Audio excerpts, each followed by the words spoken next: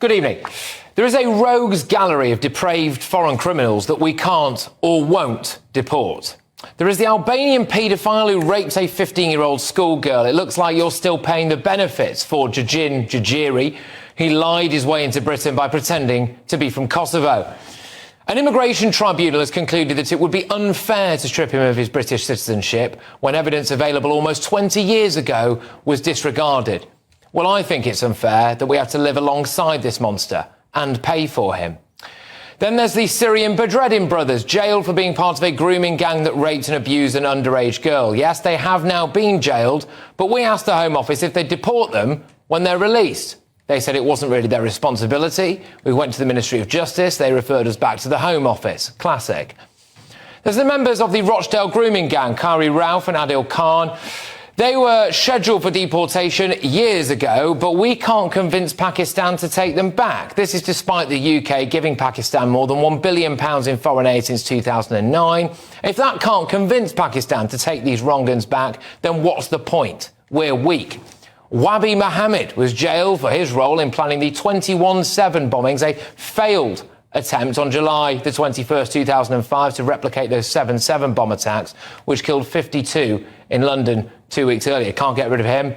Mohammed, a Somali immigrant, was released on bail in 2013. His lawyers have since used human rights laws to resist deportation. Nigerian child rapist Akin Shipe attacked a 13-year-old girl. He was due to be sent home after losing an appeal after another appeal in the British courts. But the European Court of Human Rights said this would breach his right to a private and family life. But it doesn't have to be this way. France ignored the ECHR and deported an Uzbek terrorist. They put him on a plane. He was gone. He was arrested on arrival. Sorted. No massive outcry. They just did it. Gambian national Joachim Cardos was jailed for 8 years for rape and sentenced to a further 3 years for dealing cannabis. Now, he suddenly developed schizophrenia in prison, and despite us, get this, offering to give him enough medicine to last 3 months, plus £1,250 to buy further supplies of the prescription drugs he needed, he refused to go home. Well, all right, but then the judges said that we couldn't deport him either because it risks, quotes, social isolation and stigmatisation in his own country. This man raped someone at knife point. What about her rights? OK?